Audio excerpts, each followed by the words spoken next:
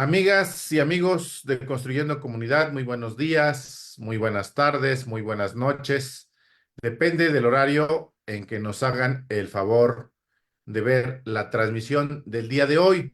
Hoy estamos a lunes 12 de febrero del 2024 y tenemos como invitada especial a la maestra Iris Muñoz Gauna. Maestra Iris, ¿cómo está? Muy bien, muchas gracias. Estoy muy contenta de estar aquí compartiendo con todos ustedes, pues esta charla que vamos a tener, esperando que la información sea muy valiosa para todos y que podamos compartir un muy buen ratito. Gracias, maestra Iris. También está con nosotros como los responsables del eje dedicado a la educación, a la cultura y al arte, la doctora Edith Cinto. Doctora, ¿cómo estás? Hola, muy buenas tardes, maestra Iris. Buenas tardes, mucho gusto. Pues aquí agradeciendo que nuestros seguidores están hoy con nosotros en este programa tan interesante con la maestra Iris. Gracias, doctora. También está el profesor Fidencio Romero. Profesor, ¿cómo está usted? Muy bien, licenciado Cuellar, buenas tardes. Doctora Edith, buenas tardes. Maestra Iris, buenas tardes. Muy buenas tardes. Bueno, primero, para entrar en materia, vamos a presentar a la maestra Iris. Como pueden ustedes ver aquí en su currículum que tenemos en pantalla, ella es licenciada en educación preescolar, tiene la maestría en gestión educativa y administración escolar, tiene la maestría en calidad de la educación básica y medio superior. Tiene toda esta pues, amplia trayectoria de aprendizajes. También ha tomado distintos cursos y tiene una experiencia pues ya muy amplia experiencia también relacionada a la educación para los adultos. Y el día de hoy, la maestra Iris nos va a hacer el favor de presentar una ponencia relacionada con la educación con personas adultas privadas de la libertad. ¿Verdad, maestra? Así es, maestro. A lo largo del tiempo, aunque he tenido pues la formación inicial de educación preescolar, la vida me ha permitido estar en contextos penitenciarios, brindando estos servicios educativos. Entonces, pues de alguna manera he tenido una trayectoria amplia, iniciando mi servicio educativo en un cerezo, precisamente, en el cerezo de Cholula, y a partir de allí, pues me ha interesado tanto el tema que me he especializado en algunas maestrías y en algunas investigaciones sobre la educación penitenciaria. Y bueno, pues iniciando esta plática, les quiero comentar que yo trabajo en el Centro de Educación Básica para Adultos, perteneciente a la SEP, en el que pues nos dan la oportunidad de poder ingresar a a los centros de reinserción social para poder brindar los servicios educativos. Entonces, muchos de los docentes que están en el nivel de educación para adultos ahí en SEBA, pues ingresan a las penitenciarías para brindarle a las personas privadas de la libertad ayuda para iniciar o terminar sus estudios de primaria, de secundaria y también pues previamente ayudarles con su proceso de alfabetización. Entonces, a partir de esta experiencia que hemos tenido, los docentes y yo, me he podido percatar con base en las investigaciones realizadas, pues algunos factores que son muy importantes para la posible reinserción social de estas personas, es decir, que cuando estén en libertad puedan realmente pertenecer a una sociedad y no solamente integrarse como a veces pues lo llaman en los centros penitenciarios, ¿no? Que le llaman como un centro de reintegración o de rehabilitación social y no, más bien lo que se está buscando es que estas personas realmente puedan cumplir un proceso de reinserción, que puedan estar envueltas nuevamente en las dinámicas sociales, laborales, económicas, culturales, etcétera. Entonces, precisamente la CNDH ha considerado estos factores como uno de los más importantes en el que claramente pues recae la educación, pero además también de algunas capacitaciones para el trabajo, el deporte, la salud física, mental, emocional, el arte y la cultura. Entonces, todos estos factores van coadyuvando uno por uno a que la persona que ha estado cumpliendo una sentencia, a partir de que tenga pues buenos comportamientos y conocimientos en estos factores que ya se ha mencionado, pues entonces pueda tener mayores posibilidades de reinserción. ¿Me pueden ayudar con la próxima? En las etapas de prevención que se han investigado en cuanto a las personas que cometen un delito y que, pues lamentablemente, están en privación de la libertad, se han encontrado primeramente las prevenciones iniciales, ¿no? Que tienen el nombre de primaria, prevención primaria. Estas prevenciones es en donde el ser humano tiene poco o nulo riesgo de acciones criminales, es decir, pues está en una familia que le pueda brindar una red de apoyo bastante sustentable, recibe educación regular, es decir, está inscrito en escuelas regulares, practica deportes, pues tiene alimentación en medida de lo posible balanceada, etcétera, ¿no?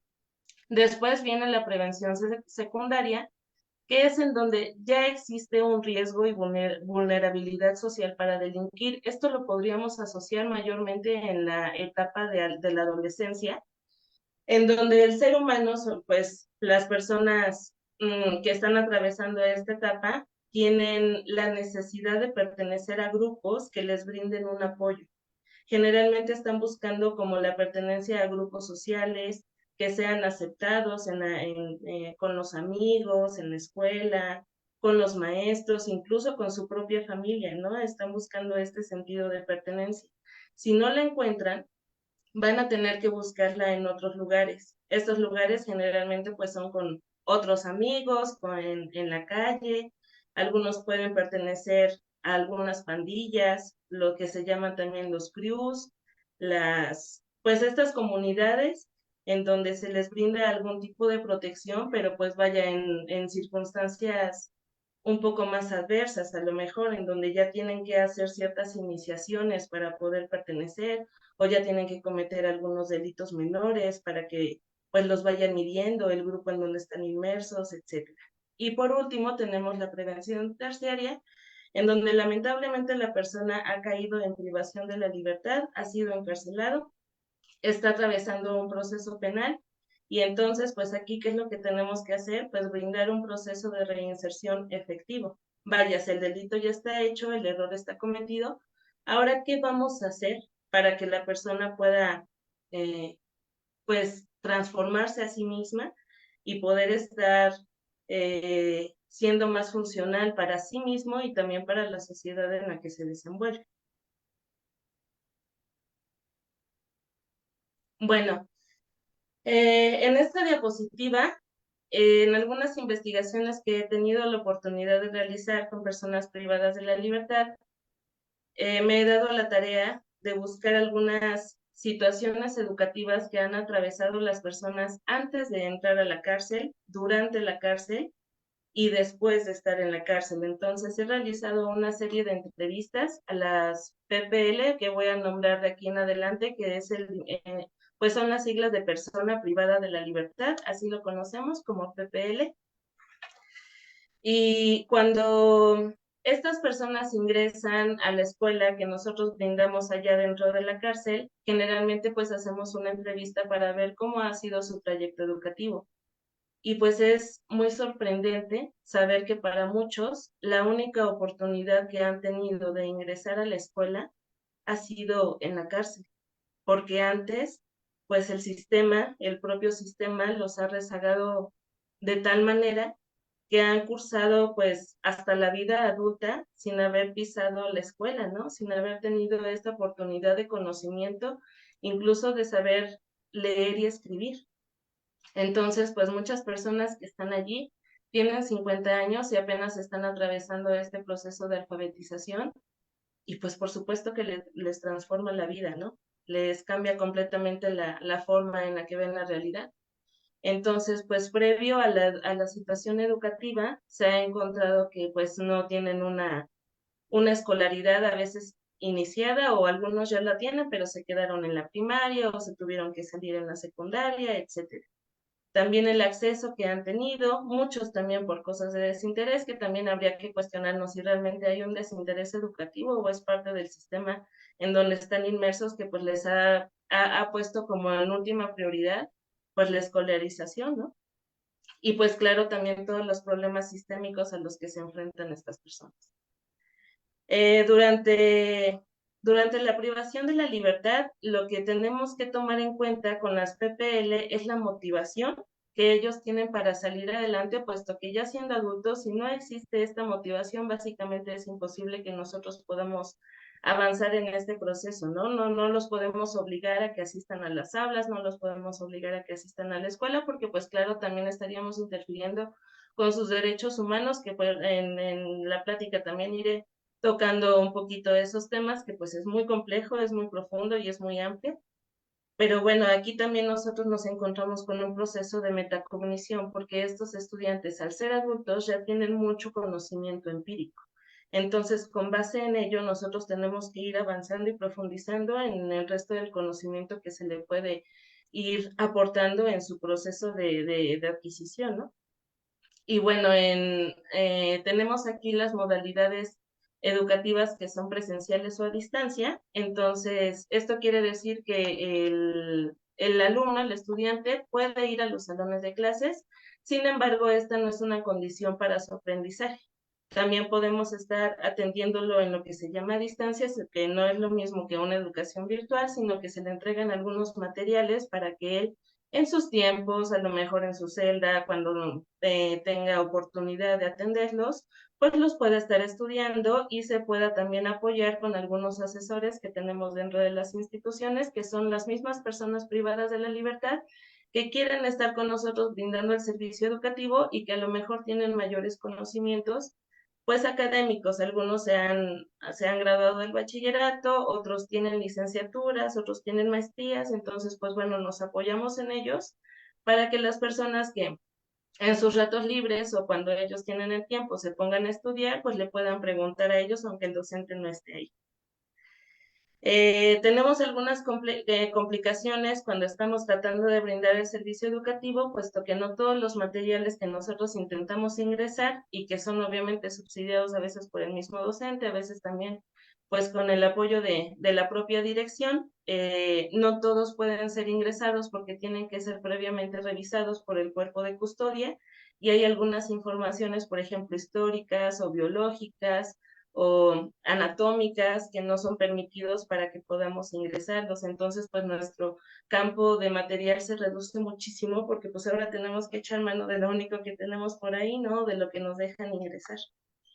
Que bueno, también podemos contar con las bibliotecas que están dentro de las instalaciones, pero pues muchos de estos libros son donados, entonces pues ya son muy antiguos, hay información que ya ha sido actualizada o que a lo mejor ya no está vigente. Pero pues bueno, vamos echando un poquito de mano de todas las oportunidades y posibilidades que tengamos, ¿no? Para ayudar a las personas a construir un conocimiento mucho más amplio. Y bueno, después tenemos en la posprivación de la libertad que algunos dejan la certificación inconclusa porque pues cuando estaban a mitad del camino educativo de primario de secundaria, a lo mejor los trasladaron o a lo mejor como ya se fueron en libertad, pues obviamente ya no van a regresar a estudiar, a seguir estudiando ahí la primaria o la secundaria, y aunque hemos intentado hacer algunos pilotos de seguimiento, unos programas pilotos de seguimiento para las personas que salen en libertad para que puedan terminar su proceso educativo, pues no hemos tenido mucho éxito, puesto que ya cuando salen las personas es muy difícil volver a contactarlas, ¿no? Muchos pues ya no tienen familias, han estado tanto tiempo privados de la libertad que ya su familia pues ha empezado nuevamente, ya tienen pues otros domicilios, ya no tienen trabajo, entonces pues vaya, ya cuando salen la cosa es estar sobreviviendo, ¿no? Y pues ya no terminan sus procesos muchas veces. Entonces, pero de esta manera también hemos encontrado muchas posibilidades y muy positivas que les hemos brindado a las personas que salen en libertad, que son como las herramientas prácticas para la vida, es decir, para aquellas personas que aprendieron a leer y escribir, por ejemplo, pues ya tienen otra interpretación del mundo cuando salen, o las personas que terminaron su secundaria y que tuvieron su certificado ahí, pues ya también tienen un papel que les acredita un poco más de educación para conseguir a lo mejor un trabajo que les pueda posibilitar el ingreso. Y bueno, que también hemos visto muchos cambios en la forma de pensar y de actuar en las personas que pues han atravesado el proceso educativo dentro de privación de la libertad. En este cuadro puse algunas respuestas a algunas entrevistas que he realizado en las investigaciones a diferentes personas con diferentes géneros y con diferentes tiempos de privación de la libertad, al igual que pues con sentencias variadas, ¿no? Entonces, los he puesto así tal cual, tengo las entrevistas grabadas, pero pues para ser fiel a lo que ellos dicen, pues está puesta literalmente la respuesta. Entonces, en una de las entrevistas que yo les he realizado, son entrevistas semiestructuradas porque al ser un contexto tan complejo y que tiene que ver tanto con el sentido humano y lo complejo que es el humano en sí, he desarrollado estas investigaciones de manera cualitativa, aunque me he basado también en algunas cuestiones cuantitativas para reforzar pues los argumentos que se han hecho, ¿no? Entonces he realizado entrevistas semiestructuradas en donde hay un guión previo, sin embargo, conforme va el argumento de la PPL va avanzando, pues surgen otras cosas que nos llenan de verdades y de realidades, pues bien crudas y yo creo que podemos aprender mucho de ello. La pregunta detonadora es ¿por qué no estudió antes de entrar al Cerezo? Y voy a leer algunas de las respuestas. Por ejemplo, Susana N. tiene 21 años y su sentencia es de 15 años. Y ella nos dice que no estudió previamente porque cayó en el vicio, ella nos dice, porque caí en el vicio del cristal y la cocaína. Usted sabe que hoy en día hay muchas familias disfuncionales. Yo vengo de una de ellas. No tengo buena relación con mi mamá. No le echo la culpa a nadie más que a mí. Yo fui la responsable de mis acciones y me empecé a drogar. Bueno, entonces aquí tenemos una circunstancia de drogadicción y por eso pues no pudo terminar sus estudios. Al igual, por ejemplo, Adolfo N. tiene 51 años, la sentencia es de 2 años y 8 meses y él dice, en mi pueblo llueve mucho, hay mucho río y no había muchos maestros y para ir a traer a un maestro teníamos que caminar un día y al siguiente bajar otra vez para llegar a ese pueblo. Entonces, no van mucho los maestros porque estaba muy feo el camino y eran 2 días de camino. Dice, por ejemplo, Mario N. de 53 años, que tiene una sentencia hasta ahora desconocida, pero ya lleva muchos años privado de la libertad. Y él nos dice, de niño fui buscándole porque ahora sí que no está fácil. Yo trabajo en el campo, me dedico a sembrar verdura, soy jornalero. Mi papá nos abandonó, se fue con otra mujer. Mi mamá tenía que ver la manera de crecernos juntando verdolagas y ya no le alcanzó para darnos estudio. No tenía uniformes ni zapatos, estaba yo todo mugroso y piojoso. Entonces, pues podemos ver muchas de las situaciones que se van enfrentando, la drogadicción, las familias que no reciben un apoyo familiar, las personas que no tienen acceso tampoco educativo por el lugar en donde viven, etcétera. Entonces, al respecto, pues algunos teóricos han dicho que todas estas situaciones que atraviesa el ser humano, pues lo conforman, ¿no? Vamos conformándonos a partir de las circunstancias en las que nos vamos encontrando y, por ejemplo, Romero y Aguilera en el 2002, pues dicen que es el resultado de un medio de crimen y desviación. Los factores ecológicos y ambientales, tales como la vivienda inadecuada, el bajo ingreso, los niveles de desempleo y las casas deterioradas y las escuelas inapropiadas, pues producen desorganización social y por lo tanto predicen una incidencia alta de la delincuencia. A su vez, también Turiano en el 2002 pues menciona que el proceso de aprendizaje del sujeto internaliza de manera positiva o negativa los valores, intereses y patrones de conducta transferidos por sus círculos íntimos. Y en 1973, Ehrlich explica cómo las personas adoptan comportamientos racionales al valorar los costos que representa su participación en actividades ilegales con la probabilidad de captura y condena frente a las retribuciones que se pueden percibir de ellas. Hay muchas personas que están privadas de la libertad que han ingresado más bien como por un pago económico, lo que ahí dentro de la cárcel se les llama como los pagadores.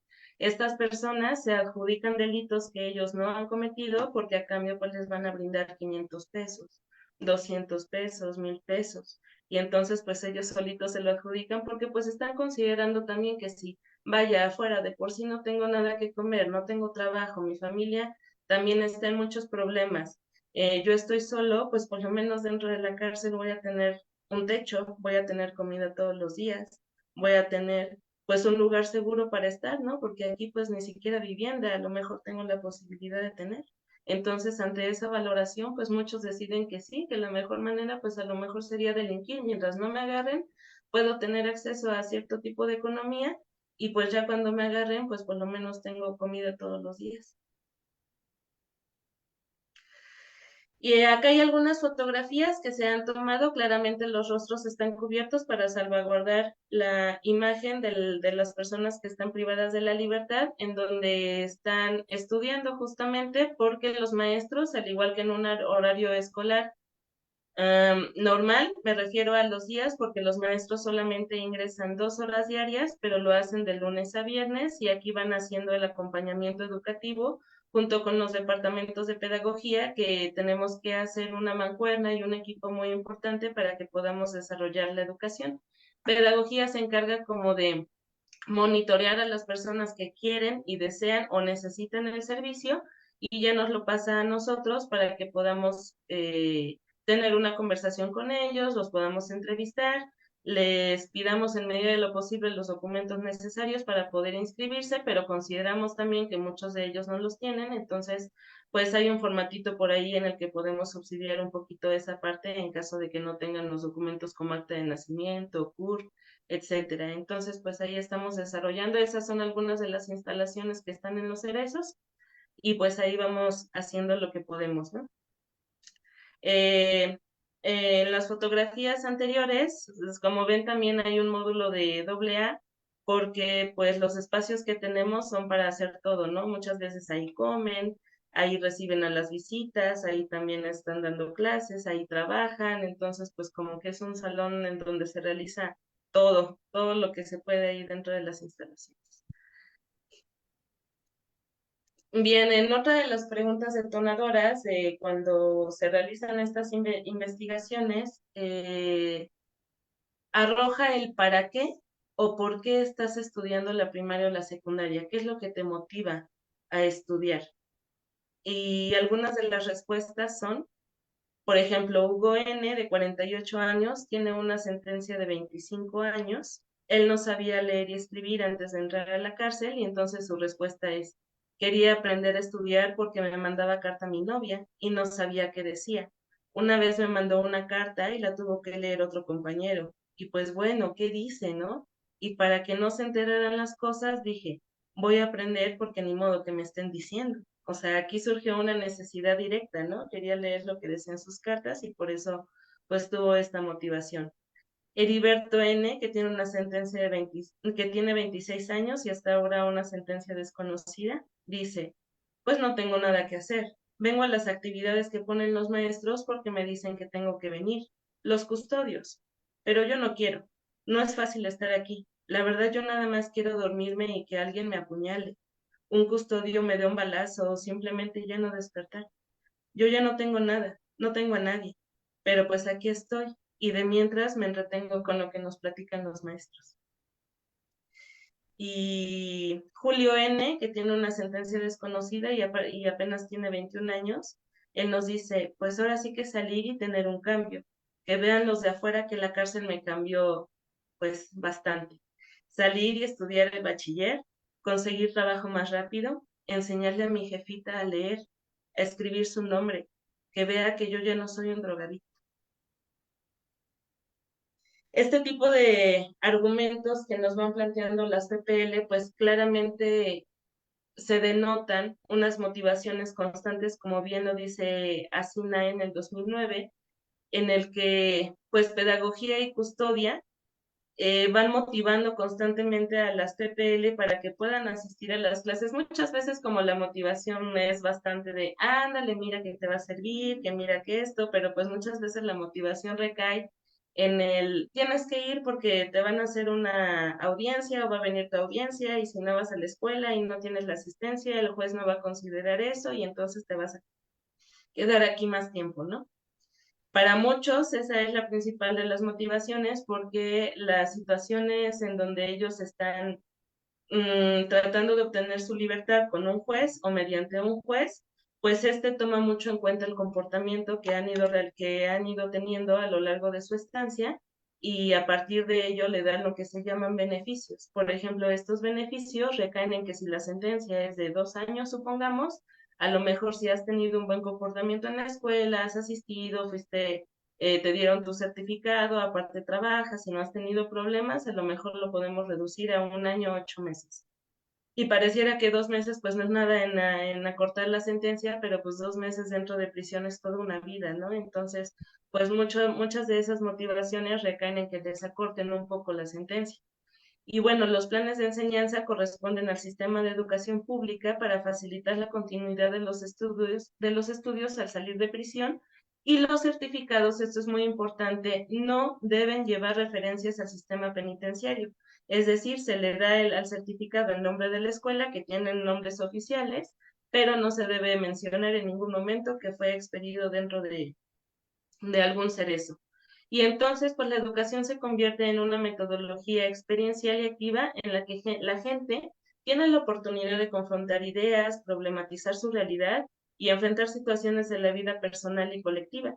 Y eso también significa admitir los conflictos, analizar contradicciones, manejar tensiones y dilemas que están presentes en la vida diaria, como bien lo menciona Magenzo en el 2002, porque sí, efectivamente, la educación contrapone muchas de las ideas que previamente tenían las PPL. Muchos de ellos ya dicen, no, es que yo ya no tengo que estar estudiando, mira que ya tengo esta edad, ahorita ya no me va a servir de nada, pero cuando ya están dentro de la experiencia vivencial de la educación, pues su realidad cambia completamente y la perspectiva también cambia completamente. Ahí ya muchos de ellos en algunas entrevistas pues han mencionado que estar dentro de la escuela, pues los hace volar a otro mundo, ¿no? Es como si estuvieran en otra realidad.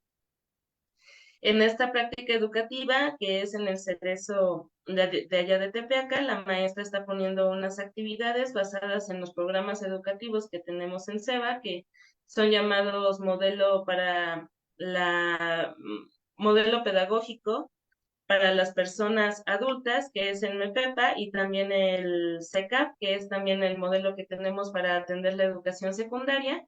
Y también es importante decir que nuestros hermanos y compañeros de INEA, que no pertenecemos a los mismos sistemas ni a los mismos niveles, aunque muchas veces nos relacionan por ser educación para adultos, muchos de ellos también ingresan a los centros penitenciarios y hemos aprendido cómo hacer algunos equipos con sus programas que nos retroalimentan y nos nutren también para algunas actividades que se tienen pensados para afrontar la realidad de las personas privadas de la libertad, que son los modelos educativos para la vida y el trabajo.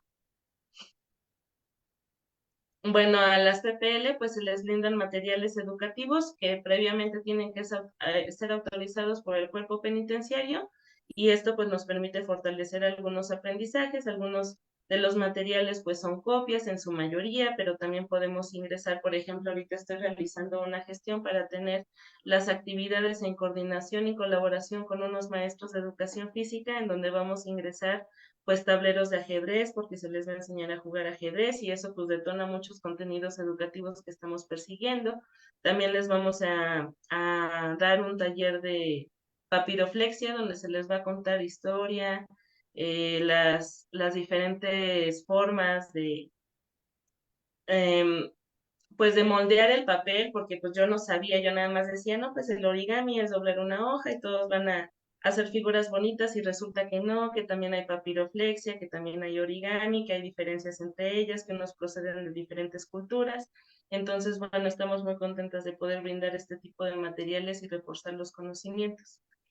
Y esta entrevista se la realicé a personas que ya están en libertad, en donde he tenido la oportunidad de monitorearlos y pues platicar con ellos. Y hay algunas cosas que quisiera compartir con ustedes. Por ejemplo, Rafael N., que tiene 46 años y su sentencia fue de 5 años y 3 meses.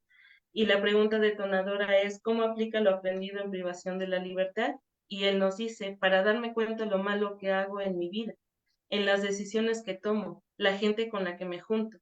Ya quiero cambiar todo de mí, mi rostro, me lo quiero tatuar todo para que ya nadie me reconozca. Puedes salir libre, según que ya pagaste, pero jamás vas a olvidar lo que hiciste.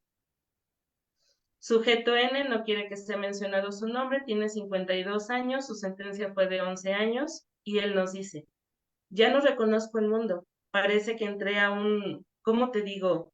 O sea, ya nada es como antes. Me está costando mucho trabajo y aparte estoy solo. Me estoy quedando con un camarada que me dio chance, pero luego, no sé, la gente trae algo pegado a la cara todo el tiempo, diciendo como el celular hace la mímica de que tenemos el celular y dice, no se lo quitan ni para ir al baño. Ya nadie habla, no te miran. ¿Qué es un TikTok? O sea, es un mundo completamente nuevo. O sea, después de 10 años, percibe la realidad totalmente distinta de cómo él se quedó antes de ingresar a la cárcel. Y bueno, por último, tenemos el testimonio de el que se autodenomina Cuervo N, que tiene 43 años y su sentencia fue de 7 años. Y él nos dice, para cambiarme a mí, mi forma de ser, de pensar, es que cuando eres chavo no alcanzas a entender cómo se mueve el mundo. Yo me acuerdo de mis días allá y quisiera no hacerlo, no acordarme, me siento avergonzado. Le pido a mi Dios misericordia por mis errores. No sabía lo que iba a costar. Ya no vuelves a ser el mismo, ¿me entiendes? Yo sé que mi Dios me va a perdonar y tal vez la gente, hermanita, pero uno, ¿cómo se le hace para perdonarse a uno mismo? Y bueno, con estos resultados que hemos tenido de las entrevistas, he encontrado algunos argumentos de teóricos, pedagogos también que están dentro de las instalaciones penitenciarias, que pues reafirman justamente eso, ¿no? Lo que vemos en la entrevista y al respecto, por ejemplo, Peraza Parga Luis en el 2004 nos dice, muy pocos logran rehacer su vida y encontrar la estabilidad laboral y emocional necesaria que les introduzca ya que nunca antes estuvieron en la llamada sociedad.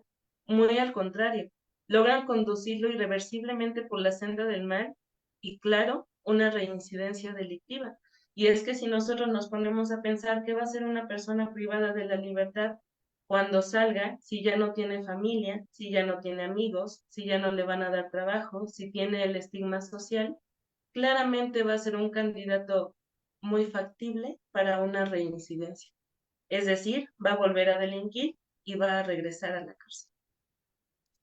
La Ley Nacional de Ejecución Penal en el artículo 14 de la primera norma señala que la autoridad penitenciaria brindará los medios para procurar la reinserción de la pena de la persona sentenciada a la sociedad y que no vuelva a delinquir. Esto tendría que ser el objetivo principal y primordial de los centros de reinserción social y no convertirlos en un centro de castigo nuevamente para una persona que ya ha sido castigada mucho socialmente, sistémicamente, económicamente y en muchos otros factores, ¿no? Entonces, pues ahorita que está muy de moda esta conversación del país de El Salvador y las medidas que han estado tomando el presidente para contrarrestar un poco la delincuencia que ha estado azotando duramente su país, pues es justamente esto, ¿no? Convertir a los centros de reinserción en un lugar de castigo para que las personas pues no quieran entrar ahí. Sin embargo, hay que cuestionar si eso solamente es pan para hoy, hambre para mañana, porque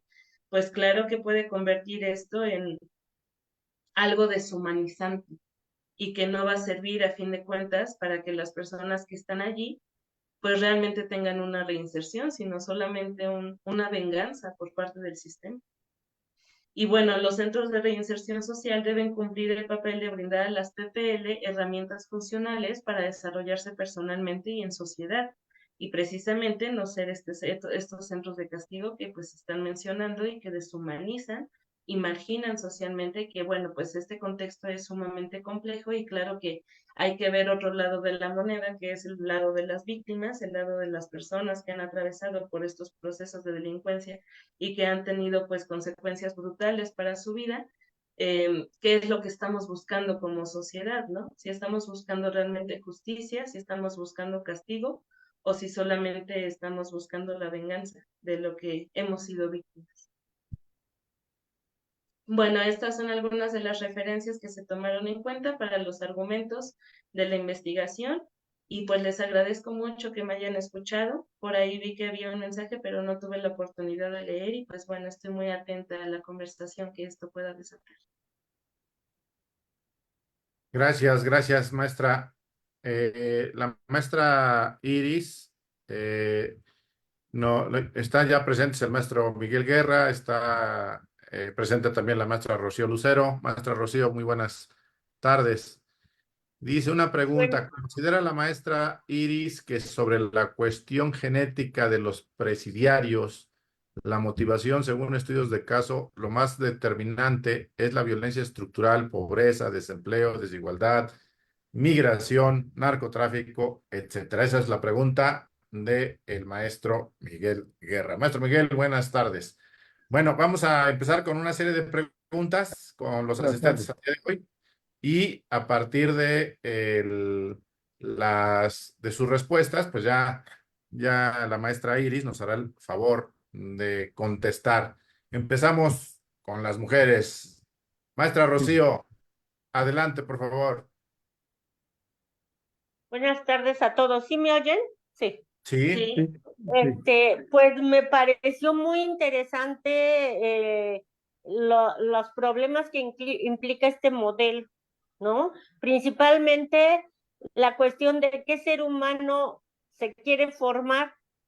¿Por qué? Pues porque está en una situación de un ser que ya ha tenido todas las tragedias de la vida, ha tomado las decisiones que lo llevaron ahí y que, como decía el último, a veces lejos de ayudarlo, lo deshumanizan más, que ya es todo un extremo, ¿no? Entonces yo creo que aquí tendríamos que ver o hasta qué punto la maestra considera que este modelo tiene que estar o cómo está o si está ligado a todos los demás factores, tanto sociales, psicológicos, en fin, para que no sea una pastillita ahí de que aprendan a leer, sino una reconstitución del ser humano como tal, que yo creo que es muy difícil, pero ¿hasta qué punto se ve esa posibilidad? bien, Muchas gracias, maestra Rocío. está planteada la pregunta, maestra Iris. Terminan las preguntas y le damos el uso de la palabra para que nos haga el favor de dar la respuesta. Doctora Edith. Muchas gracias. Pues primero que nada, felicitar a la maestra. Realmente es un trabajo muy complejo. Si ser maestro es difícil, ser maestro con las personas privadas de la libertad, pues es como a la mil potencia, ¿no? Y luego sistematizar todo esto que usted ya hizo es muy digno de mi admiración y respeto, ¿eh? Muy excelente trabajo, maestra. Ojalá y cuando tenga el libro nos lo comparta.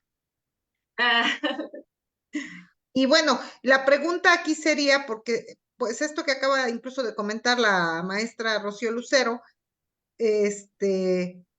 creo que es muy relevante. Sin embargo, sí también creo que como sociedad nosotros tenemos que ir asumiendo la responsabilidad que tenemos de nuestros niños, ¿no? Porque de ahí partimos, ¿no? Efectivamente, la educación en Comunidad 24, Construyendo Comunidad, consideramos que es uno de los ejes fundamentales, si es que no es el más importante, para alcanzar un nivel de sociedad en el que todos vivamos de manera digna, ¿no? Entonces, bueno, es irla construyendo y que generando esa conciencia. Desde su punto de vista, maestra, que como repito, creo que el trabajo que usted ha hecho junto con sus compañeras, compañeros, es de tenerlo muy en cuenta, pues se alcanza para un doctorado o más, ¿no?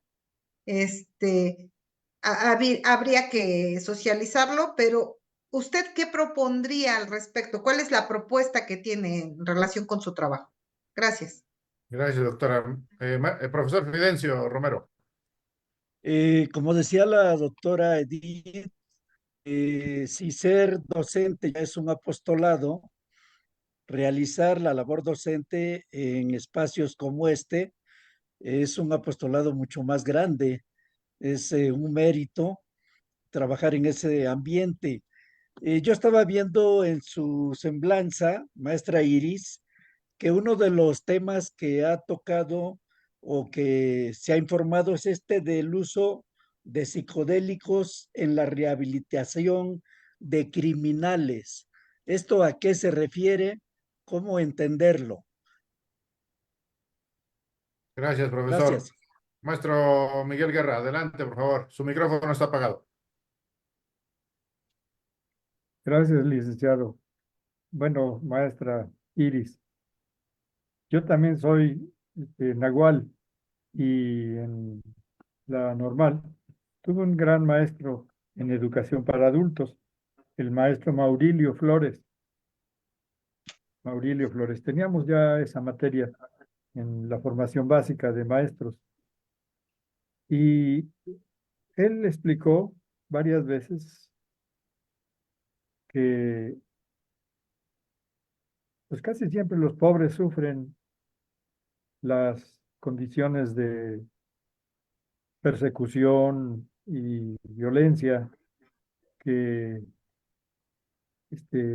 tomáramos en cuenta, que al hablar al tratar eh, de trabajar con la educación con adultos, entendiéramos eso, que hay este, una condición de marginación social en las causas de la violencia y del analfabetismo, porque de eso hablábamos, ¿no?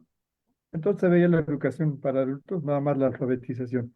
Claro, eso es básico, pero me quedó siempre esa gran admiración por el maestro que hablaba de eso, porque los demás maestros en la normal, pues no, ninguno se ocupaba de las causas de la desigualdad, las causas, usted se acuerda que Juan Jacobo Rousseau escribió todo un discurso sobre ese tema, las causas de la desigualdad entre los hombres.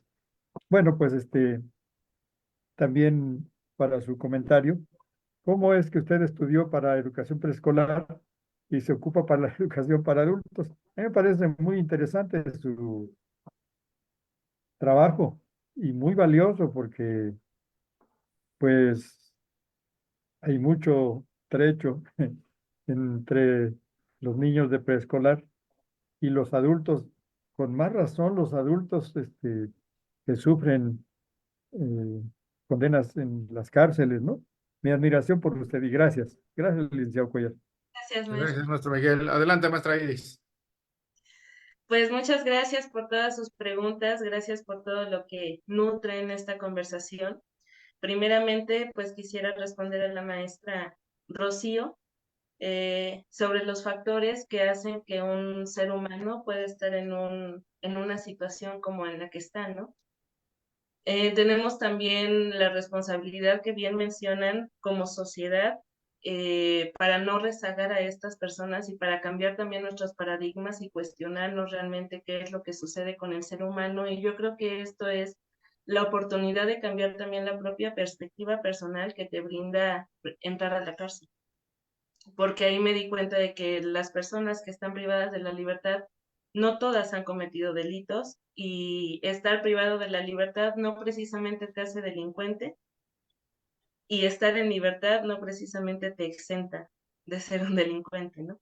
Eh, es algo muy duro, pero que yo he tenido la oportunidad de percatarme y precisamente es que el ser humano no se levanta un día con ganas de cometer un delito, a menos de que haya pues algo patológico y que ya es un estudio completamente distinto donde tienen que intervenir muchísimas otras cosas, ¿no? Sino que aquí estamos estudiando el ser humano pues a lo mejor que no tiene estas patologías de comportamiento, pero que ha tenido pues estas situaciones sistémicas en donde ha tenido la necesidad de entrar a la delincuencia, porque como decía en la exposición, pues los factores familiares, el que muchos de ellos vienen de familias sumamente disfuncionales, tienen muchos de ellos un abandono paterno, la mamá pues ha tenido que trabajar de lo que sea también para poder medio sustentar un poco la situación y muchos de ellos también no solo sufren el abandono paterno, sino también materno. Entonces hay personas a los 8 años, hay niños a los 8 años, a los 5 años viviendo en las calles, solos, sabiendo de qué manera pueden sobrevivir y pues cuáles son las formas de sobrevivir, pues cuando el hambre empieza a apretar, pues van a tener que recurrir a otras estrategias, ¿no? Empezamos con cosas muy pequeñas como pues observar qué hay dentro de los carros en donde se van a acercar a pedir un poco de dinero, observar qué está pasando ahí, observan también de los otros grupos sociales que pues ya delinquen y que de alguna manera les brindan un poco de protección. Hemos visto datos también bien duros acerca de las expectativas que tienen los niños ahorita para dedicarse, ¿no? En donde quieren ser guachicoleros, quieren ser narcos, quieren ser, pues, cosas así ya bien raras, en donde, pues, es un claro ejemplo de la sociedad en la que están viviendo. Ahorita, por ejemplo, que el gobernador también lanzó la indicación de que en medida de lo posible, pues, no se escuchen narcocorridos, es porque también forma parte de una cultura de la violencia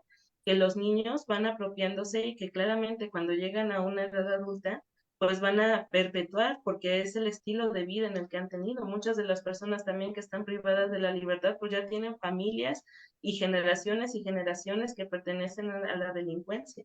Entonces, pues, qué otra manera les queda para poder sobrevivir? Pues claramente va a tener que integrarse a las filas de la delincuencia y eso también va quitándole la humanización que tiene en su cabeza, porque realmente, ¿qué moral va a perseguir? ¿A quién le tiene que quedar bien? Estas personas ya muchas veces no tienen nada que perder. Lo único que tienen para perder, pues ya nada más es la libertad, ¿no? Entonces, como bien dice Rousseau, en una de sus, pues de sus premisas es que el ser humano por naturaleza es bueno, ¿no? Pero es la sociedad la que lo obliga a volverse malo. Entonces, también cabría pues el tema de cuestionarnos a nosotros mismos, por ejemplo, ¿estaríamos dispuestos a cometer un delito para sobrevivir? ¿Estaríamos dispuestos a robar? ¿Estaríamos dispuestos a extorsionar a alguien? ¿Estaríamos dispuestos a, no sé, a hacer cualquier otro acto si estuviéramos en una circunstancia de hambre, de, de calle, que no tuviéramos pues todos los privilegios que tenemos ahorita, ¿no? Que tenemos una casa, tenemos comida todos los días, tuvimos acceso a la educación, tuvimos una familia más o menos formada, no formada, como hayamos pasado las circunstancias, pero pues que ahora nos genera cierto tipo de cosmovisión del mundo, ¿no? Ahora imaginemos a estas personas que pues han vivido todas las violencias sistémicas posibles y que las siguen viviendo dentro de la cárcel. Porque la privación de la libertad, lo único que te tendría que quitar el derecho es de, pues precisamente la libertad transitoria. Pero tienes derecho a formar una familia, tienes derecho a casarte, tienes derecho a trabajar, tienes derecho a recibir educación y es por eso que pues hay que velar también los procesos educativos que nosotros vamos llevando, porque si nada más les brindamos lo necesario como para poder subsistir allá afuera, por ejemplo, hay algunos debates y situaciones que yo en mi zona he podido plantear en el que algunos maestros dicen, es que esta persona que está privada de la libertad solamente dice que quiere aprender las cosas de carpintería porque pues es a lo que se dedica. Entonces está el debate. Entonces, si esa es la necesidad primordial de la persona, ¿tú solamente tendrías que brindarle estos conocimientos? ¿O crees que esto también sería como una limitante para todo lo demás que puede expresar el ser humano en cuanto a conocimiento? Entonces, pues este trabajo nos lleva constantemente a los cuestionamientos sobre nuestras prácticas y sobre nosotros mismos, sobre nuestros actuares. O sea, qué tanto valoramos nuestra libertad, qué tanto valoramos poder ir a la tienda, qué tanto valoramos tener la posibilidad de estar en silencio, de estar solos, pues de poder ir a comprar lo que tú deseas ese día para comer, ¿no? Y entonces, en cuanto al comentario que me hace la maestra Edith sobre la propuesta de trabajo, fíjese que es una de las constantes preguntas que siempre me estoy haciendo. Bueno, y si yo pudiera cambiar el sistema penitenciario, ¿qué es lo que haría? ¿No? Y veo las posibilidades, híjole, pues tan cortas, tan pequeñas, porque recae en un estudio tan inmersivo y tan profundo y tan humano y tan complejo de cientos de personas estando en un solo lugar y que las circunstancias previas a esa situación que están viviendo actualmente, pues son tan variadas y complejas que realmente yo no podría apostar con una propuesta, yo no podría apostar en decir, esto es lo que nos va a salvar de las condiciones penitenciarias, ¿no? O sea, hay muchas situaciones que yo pudiera decir como, a lo mejor apostar con la educación, a lo mejor apostar con otros talleres, a lo mejor apostar con la cultura, a lo mejor apostar en espacios más amplios, en separar a lo mejor por delito, porque también el hecho de que todas las personas estén metidas como en el mismo costal o las circunstancias también que atraviesan, por ejemplo, las mujeres privadas de la libertad, que son también súper complejas y da para otros 5 temas aquí de charla y para muchas horas de charla, porque pues las mujeres privadas de la libertad sufren sus propias circunstancias, ¿no? Que vienen muchas veces pues atrancadas por estos sistemas patriarcales, capitalistas, de espacio, de infraestructura, en donde vaya, son muchísimas complejidades, pero dentro de todo lo que se puede alcanzar, yo creo que de las cosas primordiales es reconocer a la persona privada de la libertad como un producto de circunstancias que no deben deshumanizarse y que deben tratarse con el mismo ahínco, respeto y cualidades positivas que se podría tratar a cualquier otra persona, porque si nosotros a lo mejor no supiéramos que esa persona estuvo o está privada de la libertad, tendríamos algún estigma con ella.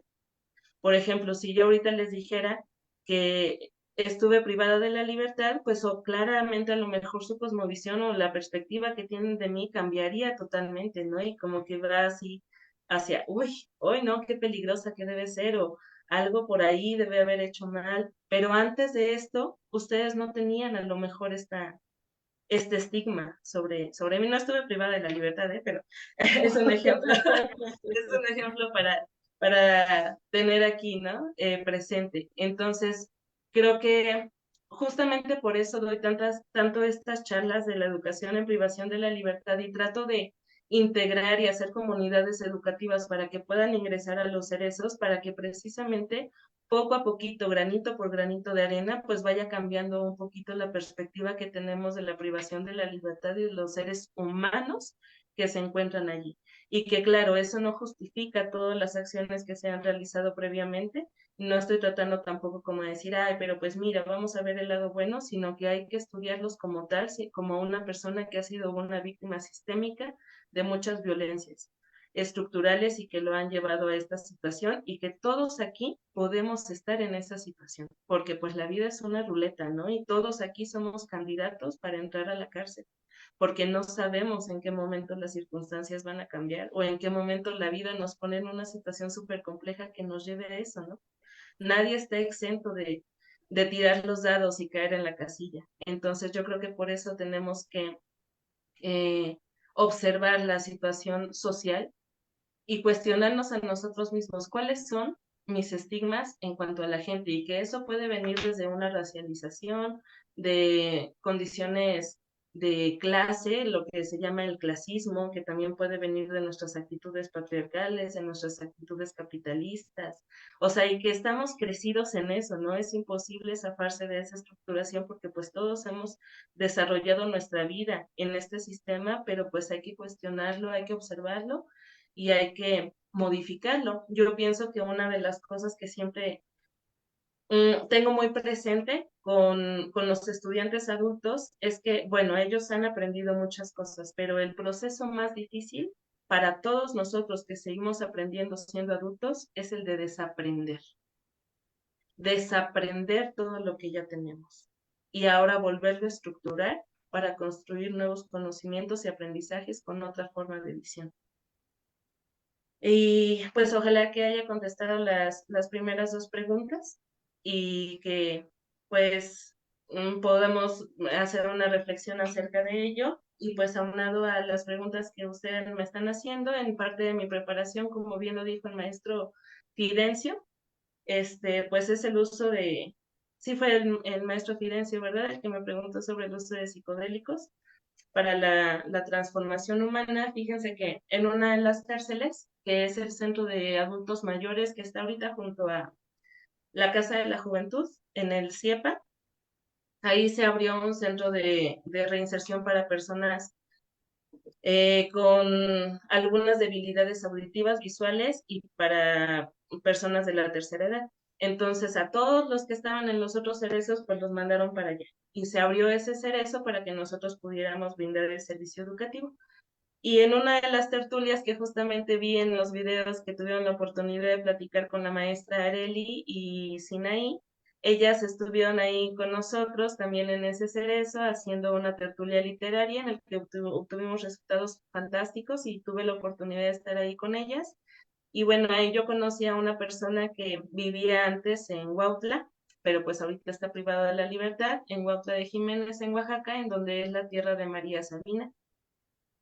Y tuve la oportunidad de platicar con él y la verdad me pareció fascinante toda su historia, todo lo que había aprendido de conocimiento en la parte espiritual y metafísica, que de alguna forma también son un sostén muy importante para permanecer en la cárcel, porque pues se agarran a algo mucho más grande, ¿no? De lo que ellos pueden controlar y eso de alguna manera les da un poco de paz para el alma y les reconforta y les hace esperar que algo de alguna manera cambie, ¿no? Lo cual es un pilar muy importante para los que están ahí.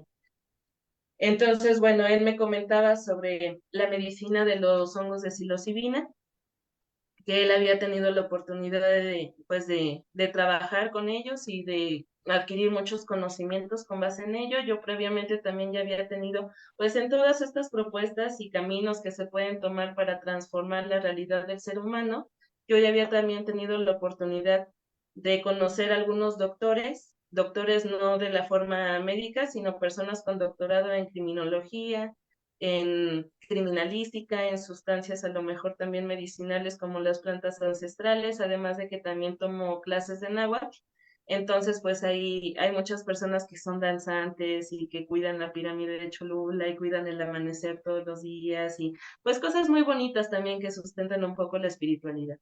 Entonces, como que esos caminos me llevaron a estudiar con los doctores y maestros que han ido formando esas tesis, el uso de algunos psicodélicos como para transformar la realidad mental, emocional y de conciencia de los seres humanos. Y conocí a un doctor que se llama Gustavo Espinosa, que ha dedicado su vida completa al estudio de los hongos de psilocibina y justamente pues la vida me llevó a encontrarlo en el camino, que él también quiere llevar como este tipo de estrategias para las personas que están privadas de la libertad como una alternativa, ¿no? Como una alternativa que pues requiere muchísimos estudios y muchísimas gestiones al respecto, y que no es tan fácil tampoco llevarlo nada más allá, pues te traje hongos de psilocibina, ¿no? Y a la cárcel, pero que pues todas sus tesis han estado enfocadas en esta transformación y bueno, he tenido la oportunidad de tener algunos diplomados con él y de conocer a muchas otras personas que también tienen cursos completos y tesis y doctorados y cuanta cosa para que ellos aseguran que este tipo de medicinas puede transformar la realidad del ser humano, no importando las circunstancias en las que se encuentre, ¿no? Entonces, pues parte de la formación académica que he tenido no descarta ninguna posibilidad, entonces digo, pues vamos a estudiarla, vamos a ver si esta posibilidad también es viable o simplemente no es viable, pero pues la tenemos ya ahí en el conocimiento también, ¿no? Y en alguno de los posibles caminos que pudiera haber para tomar, para transformar estas realidades y sobre todo inquietar a la conciencia para cambiarse a sí mismo. Y bueno, como último de la pregunta que me hacía el maestro Miguel Guerra, pues sí, fíjese que las vueltas que da la vida, ¿no? Y que me llevaron a estudiar preescolar, porque pues así fue el camino. Yo vengo de familia de maestros, entonces mi mamá se jubiló como directora de un jardín de niños y durante toda la vida me dijo, no, pues tú te vas a dedicar a esto. Y pues como que no vi otros caminos, yo dije, ah, bueno, pues este fue ya el camino que me trazaron, está bien. Y me puse a estudiar educación preescolar, me titulé y cuando fui a pedir la plaza, pues estaba yo como en un momento un poco crítico de la asignación de plazas hace ya algunos años, en donde estábamos también enfrentando las reformas educativas. Y aunque había sido acreedora de una plaza en educación preescolar, pues resultó que, pues como yo iba solita también en el camino, porque aunque vengo de familia de maestros, me independicé muy chica, me independicé a los 20 años, entonces, pues yo iba solita para poder adquirir la plaza y pues no me la daban y no me la daban y me encontré a una maestra que justamente había sido mi tutora en el servicio social en educación preescolar, que estaba en ese momento a cargo de la Dirección de Educación para Adultos. Me preguntó que se había pasado mi examen, pues yo le dije que sí, pero no me daban la plaza y me dijo, yo tengo una plaza en el Cerezo de Cholula, ¿cómo ves? Y me dice, no te preocupes por el perfil, en ese momento estaba lo que se llamaba la dispensa del perfil. Y pues yo al ya estar muy chica e independiente, pues dije, pues una plaza, ¿no? Pues vamos a ver qué es lo que sucede. Yo no dimensionaba porque me dijeron, no, pues es en el Cerezo. Y yo, ay, no, pues qué raro, en el Cerezo se dan clases, ¿no? Pues que sí.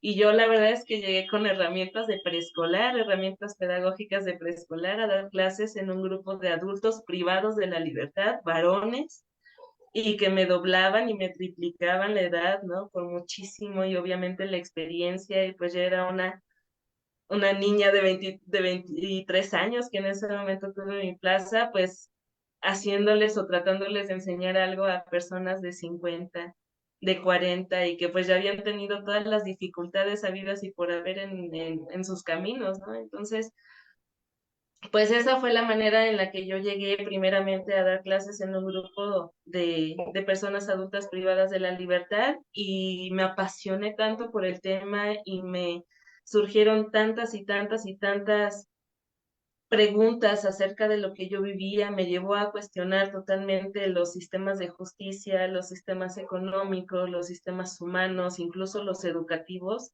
al ver las realidades tan adversas que se viven en esos contextos que pues no pude ya quitarme de ahí. O sea, me volví expertise de pronto en el tema de educación penitenciaria y ahora ya, pues la vida me dio la oportunidad de estar también como supervisora.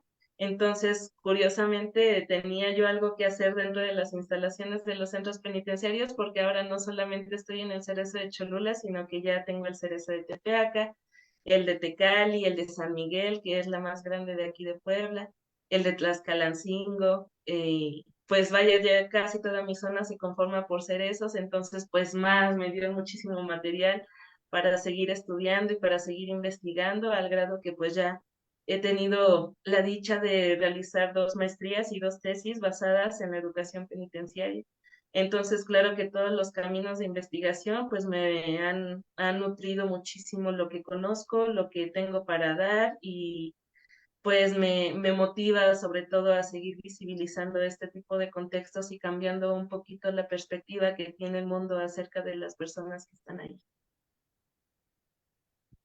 Pues qué bien para las personas con las que usted ha estado en contacto, este cambio de rumbo que la vida nos dio a todas y todos como sociedad, que está usted en este lugar con un diagnóstico pleno, con una formación muy clara y que pues ha venido cambiando la vida de muchas y de muchos. ¿Con qué nos quedamos el día de hoy, maestra Rocío? Pues en primer lugar, felicitar a la maestra. Es muy loable su labor. No todos entran a esas circunstancias. A lo mejor hemos tenido práctica educativa, pero en ambientes muy tranquilos para esta situación. Yo la felicito de corazón. Es motivo de admiración personas de este tipo, ¿no? Y luego, pues, eso que el centro donde ella trabaja o el medio donde ella trabaja nos lleva a la pregunta de qué ser humano se quiere formar en la educación por los contextos tan terribles que están.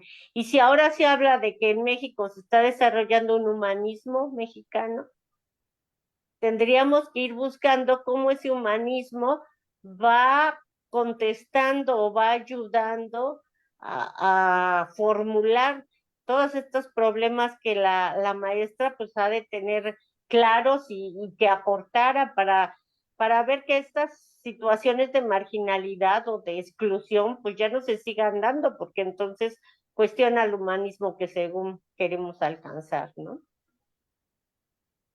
Gracias, maestra Rocío. Doctor Edith, ¿con qué nos quedamos el día de hoy? Pues con un grato, muy, muy grato sabor de boca, porque la verdad es que la maestra Iris, muy jovencita, ¿no? Y abordando temas muy, muy fuertes, muy pesados. Y bueno, pues a la reflexión en el sentido de que quienes todos nos acompañan hoy aquí a través de Facebook, pues retomen estos trabajos que hace la maestra en el sentido de, yo creo que la tarea más importante es como sociedad, la responsabilidad que cada uno tenemos, qué podemos hacer, ¿no? Porque efectivamente lo decían en los comentarios los compañeros maestros, pues esto no se trata de dar paliativos, sino de buscar soluciones de raíz, ¿no? Entonces, el gran trabajo que hace la maestra, pues pone en la mesa, visibiliza, ¿no? Un montón de circunstancias que yo creo que tendríamos que como sociedad, y yo creo que a través de la nueva escuela mexicana, se abre este camino, esta ruta, para efecto de poder generar espacios, ¿no? En donde justamente esas condiciones que señalaba la maestra al inicio de su exposición, cuando la pregunta detonadora es, ¿qué te llevó a, no? Eliminar todos esos motivos que los llevaron, ¿no? Entonces, yo creo que esa es una gran tarea para la reflexión. Muchas gracias. Gracias, doctora. Profesor Fidencio. El marco filosófico de la nueva escuela mexicana persigue una educación humanista, pero estamos empezando apenas en este ciclo escolar este nuevo modelo que se pretende mejore al mundo, nos mejore como personas, no solo a México, al mundo en general, que vemos que está en una espiral de violencia, de guerras, de agresividad. No se puede cambiar una sociedad de la noche a la mañana, pero algo tenemos que hacer quienes estamos en el ámbito educativo. Yo le quería decir a la maestra Iris si ha percibido esto de que precisamente la ignorancia es la que lleva a mucha gente a ser privada de su libertad. No sé si tenga datos sobre en qué porcentaje hay personas en las prisiones que no saben leer y escribir y que nunca tuvieron la posibilidad de acceder a la educación formal y de qué manera todo eso les afectó para que llegaran a la situación en la que se encuentran. Y felicitarle por su exposición. Se ve que tiene espíritu de maestra, alma de maestra, madera de maestra y sobre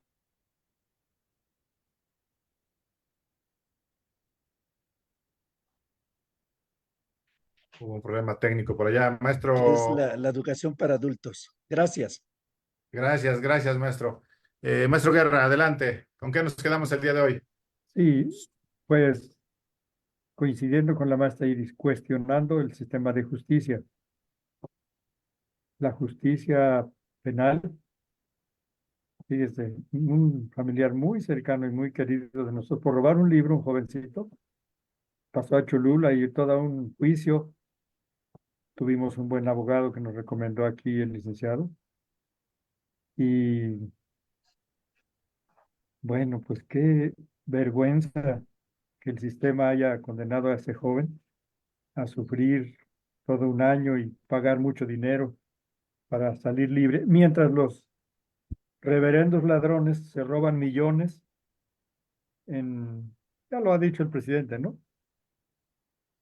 A través de, pues, la venta de las paraestatales y evadiendo el pago de impuestos, en fin, cuestionando el sistema de justicia laboral y penal.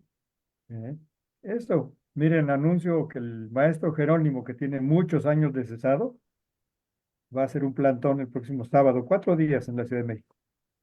Entonces, desde aquí lo anuncio y pido la solidaridad. Hay, creo que 9 o 10 cesados todavía del Magisterio Nacional que le exigen a López Obrador que cumpla su compromiso de reinstalar a los maestros cesados. Ya daremos la información, licenciado Cuellar, estimados compañeros, pero ojalá nos pudieran ayudar. Yo les digo, necesitamos recursos para los compañeros que van a estar en el plantón. Bueno, ya saben, un plantón. En fin, felicitaciones. Gracias, gracias, maestro Guerra. ¿Con qué nos quedamos, maestra Iris, el día de hoy? Pues muy nutrida, sobre todo por los comentarios, por todo lo que surge a partir de estas detonantes de observación y de cuestionamientos. Pues hacerles saber respecto por lo que dice el maestro Fidencio, que efectivamente pues la ignorancia es algo muy peligroso porque el desconocimiento de una ley pues no nos exime del cumplimiento de la misma, bien lo dice la Constitución. Y pues claro que tenemos muchos datos cuantitativos sobre las personas que no sabían que estaban cometiendo un delito y ahí están, ¿no? Necesitaríamos muchas pláticas y muchos espacios de conversación para abordar todos estos temas que pues son muy amplios y complejos y pues claro que invitando siempre a la reflexión de nuestros propios actos, de nuestras formas de ver a las personas, de la valoración de nuestras circunstancias actuales en algo tan precioso y tan valioso como es la libertad misma, ¿no? Entonces, pues muchas gracias también por todos los ánimos de los que me llenan al pues escuchar mi trabajo, al escuchar mi plática, al atreverse a cuestionarse también lo que están viendo y escuchando. Y pues bueno, siempre invitando a la conciencia individual y colectiva para transformarnos a nosotros mismos y pues a todo lo que nos rodea, a la sociedad. Gracias, maestra, gracias por su participación el día de hoy. Gracias, maestra Iraíz Muñoz Gauna. Pues nos dio usted perdón, Iris. Iris Muñoz Gauna. Nos dio usted una amplia experiencia acumulada, nos compartió usted, y esperemos que las amigas y los amigos que siguen muy de cerca este programa de educación, cultura y arte lo puedan compartir con sus familiares, con sus amistades, con sus vecinas, vecinos, amigas y amigos, compañeros y compañeras de trabajo. Gracias, pásenla bien. Muy buenas tardes a todas y todos. Hasta pronto. Gracias a todas y todos. Buenas Hasta tardes. luego, que estén bien. Maestro Guerra, gusto de verle.